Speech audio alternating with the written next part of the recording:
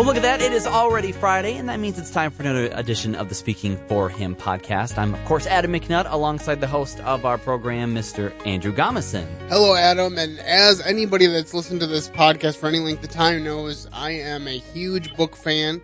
We have the Speaking for Him book club, and as a part of that, we have read a Karen Kingsbury book in the past.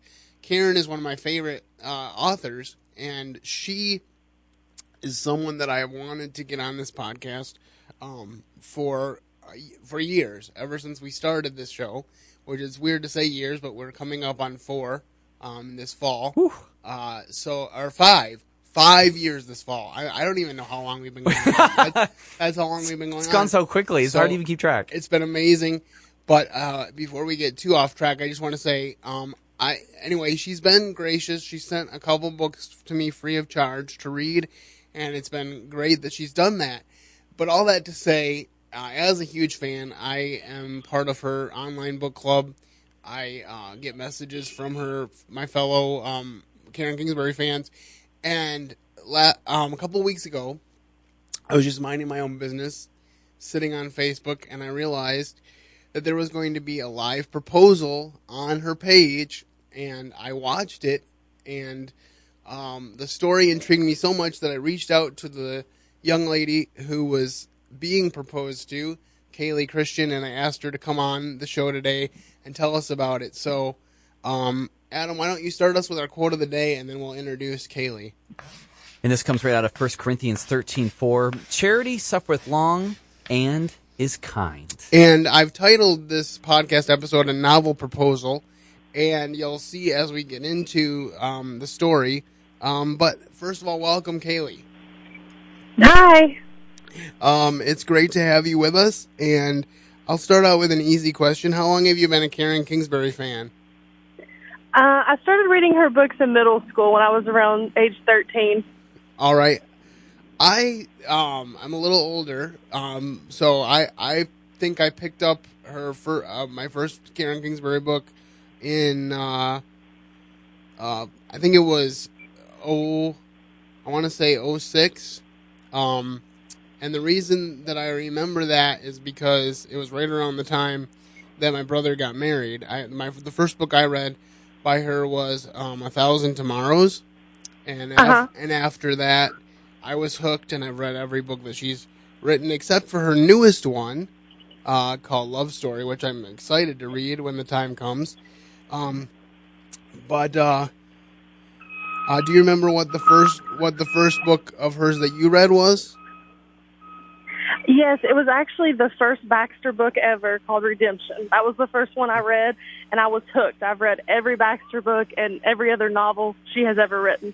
It's kind of funny. I can't explain it to you, but it's true that as I was going through the list of Karen Kingsbury books to read, I kind of shied away from the Baxter books at first. But when I finally picked them up, I was glad I did, and obviously a lot of people are because she keeps writing them. So that's a good thing. I was so sad when she stopped, and then when she brought him back, I was just so happy because John and Elizabeth, they're basically just gold. You know, they're what every couple aspires to be. Oh, absolutely. So I totally agree with you, and it's fun just to be in that world, and they're fictional characters, but you almost feel like they're real. I know people have said that they have found themselves praying for Baxter characters, and it's very easy to get to that point because of the depth with which she writes. But in building up to this story, which I'll just give a nutshell so people understand the context of our conversation. Your fiance, Trey, he knew that you were a Karen Kingsbury fan, so he did something very bold, and he asked Karen Kingsbury to write a book about you guys. And Karen said, she didn't have time to write a book, but that she would write your future proposal into her new book, which she did, and then he presented it to you when he proposed, and basically proposed the proposal that was in the book. And so that's the context with which I will ask these next few questions. But the first one is, how did you meet Trey?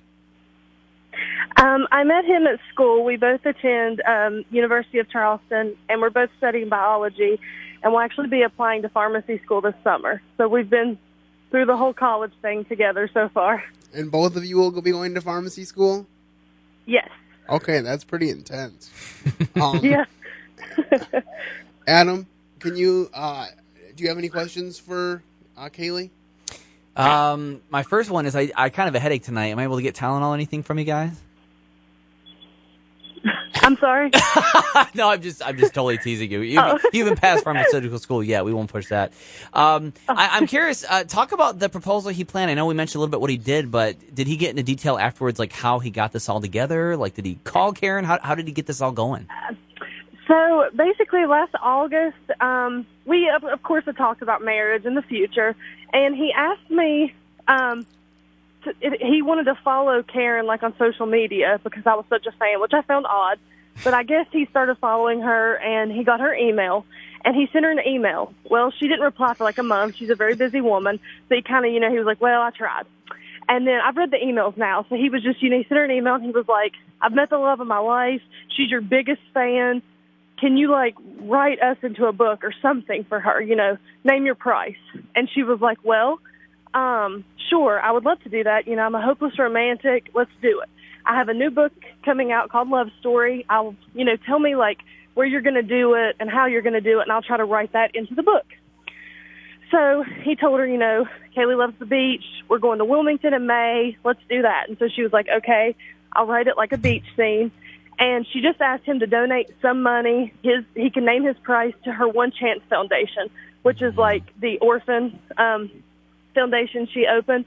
So, then he didn't hear from her for months, but he knew he would be getting the book. And then she kind of contacted him around April, and she was like, how about we, video this? Would you be okay with that? Would Kaylee be okay with that? And he was like, yeah, I think she would. So they planned to, like, record it and do all that. But he actually did not know that she was coming until, like, 2 days before. So her being there was, like, a total surprise. I mean, she paid for the flowers. She presented us with a Bible, and she prayed with us. It was just the most amazing experience. Like, she is the most kind-hearted person you'll ever meet. So, as you're going through this proposal, and I guess as you read the page that he asked you to read during the proposal, and you realize that the proposal that is being acted out is starting to happen, what's your initial reaction? What were you thinking as you were reading that page? After I read it, I was just like, is this real? And, then I'm like, oh, my gosh, he's going to propose. But then he tells me to keep reading. And I'm just like, why do I need to keep reading? Like, why is he not down on one knee? Those are our names. What's he doing? Because he was like, keep reading. And I'm like, what? I'm so confused. All right.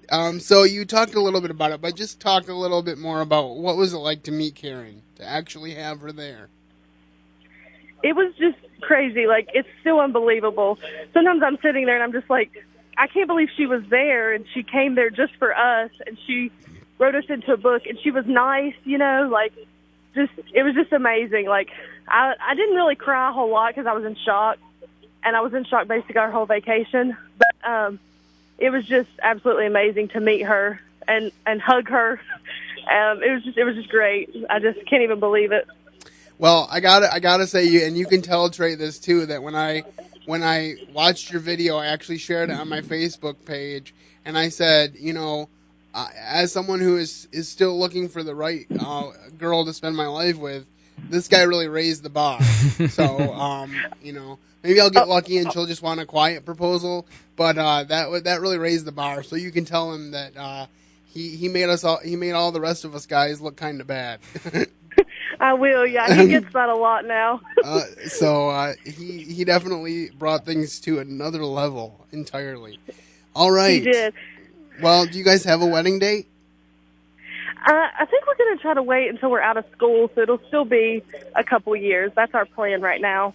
All right. Well, we'll definitely be praying about that and the whole process, and I know how hard waiting can be, let alone waiting for something this special. So we'll definitely pray about that. Is there anything else that we can pray for you at this time? In Love Story, Karen's new book, John and Elizabeth, every time they pray for a family and a marriage so beautiful that the whole world wants to know their secret. So if you could just pray for that we have that, and that we always keep God at the center, that would be great. I just love that in that new book. So now every time he and I pray together, we always say that, because John and Elizabeth are, basically what everyone wants to be. So I pray that we're like them. That is awesome, and we'll definitely pray that. I know Adam is shaking his head, and I am definitely on board with praying that for you. And I definitely appreciate you taking the time to talk to me today. I realize that this request might have been a little bit unorthodox, but it thrills me to be able to talk to you and to share your story with my audience. So, thank you for this opportunity. I've loved it. I've been very excited about it. All right. Well, I definitely hope to keep in touch and watch things as they progress, and I appreciate you, and I'm sure I would appreciate Trey as well. I have just a couple more questions for you. First of all, do you have a Bible verse that is kind of a theme for your life or your relationship with Trey? My favorite Bible verse is Proverbs 31:30. Favor is deceitful and beauty is vain, but a woman that feareth the Lord, she shall be praised. That's just always been my favorite Bible verse. All right, that is an awesome one. Definitely resonate with Proverbs 31, and as a ministry that tries to uphold families, that is something that is close to my heart. So I appreciate that is an aspiration, and that is a favorite verse of yours. And then just finally, as we wrap up, do you have any final thoughts for our listeners of encouragement? Just to continue to follow Jesus and read your Bible, read Karen Kingsbury books. They're very inspiring, and just always keep God at the center of your life. All right. Well, I know from being on the Karen Kingsbury's page that there is a few other guys besides me that read those books. And so I'm going to try to get Adam on board as well. I think once he does, he won't go back. But we'll see how that goes. I'll let you know how that progresses as well. But I've been really thrilled to have you on the show, Kaylee, and we will definitely be praying for you as things go forward. And I will let you know when we post this podcast so you can share it with your family and friends.